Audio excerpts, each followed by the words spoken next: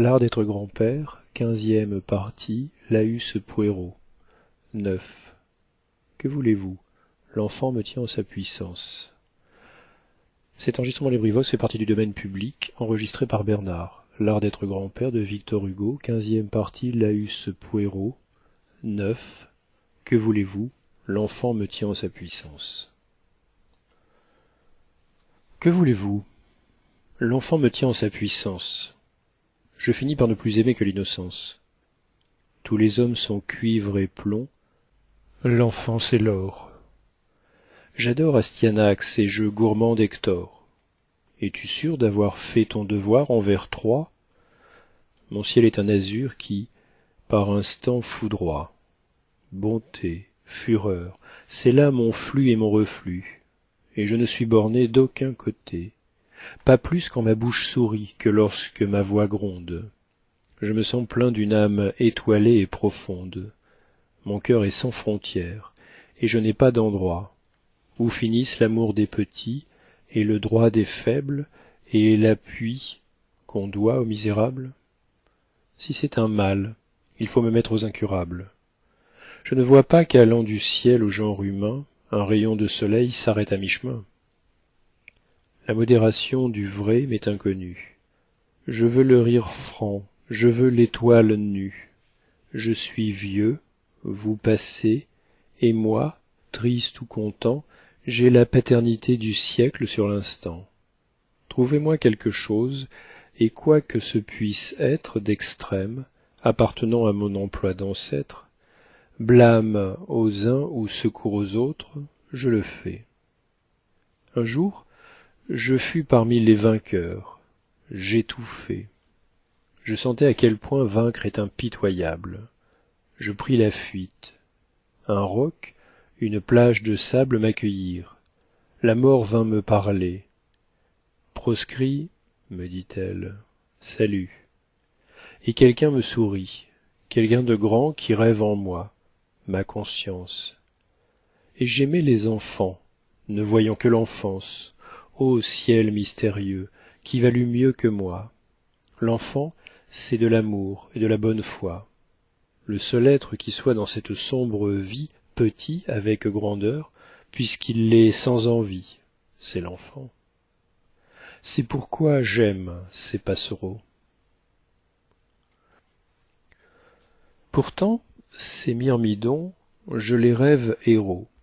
France, j'attends qu'ils soient au devoir saisissables. Dès que nos fils sont grands, je les sens responsables. Je cesse de sourire, et je me dis qu'il faut livrer une bataille immense à l'échafaud, au trône, au sceptre, au glaive, au Louvre, au repaire.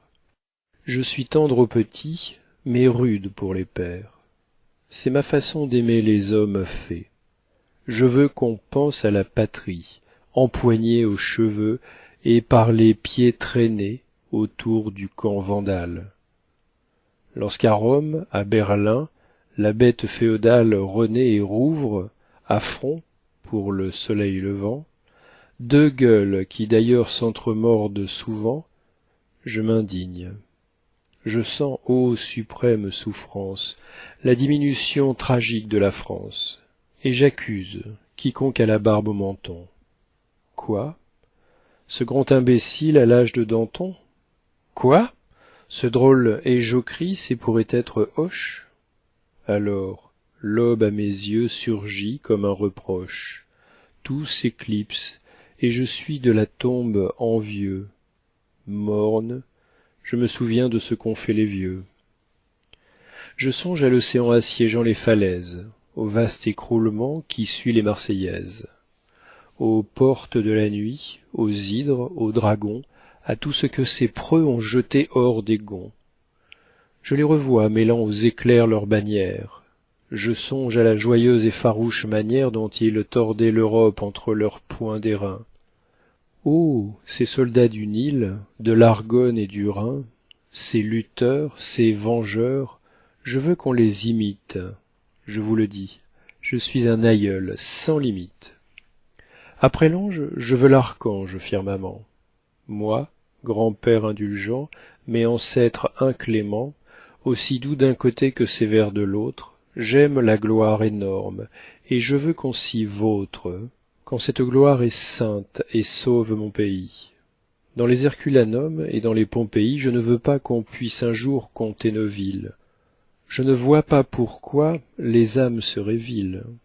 Je ne vois pas pourquoi l'on n'égalerait pas, dans l'audace, l'effort, l'espoir, dans le trépas, les hommes d'Iéna, d'Ulm et des pyramides. Les vaillants ont-ils donc engendré les timides? Non. Vous avez du sang aux veines, jeunes gens. Nos aïeuls ont été des héros outrageants pour le vieux monde infâme. Il reste de la place dans l'avenir.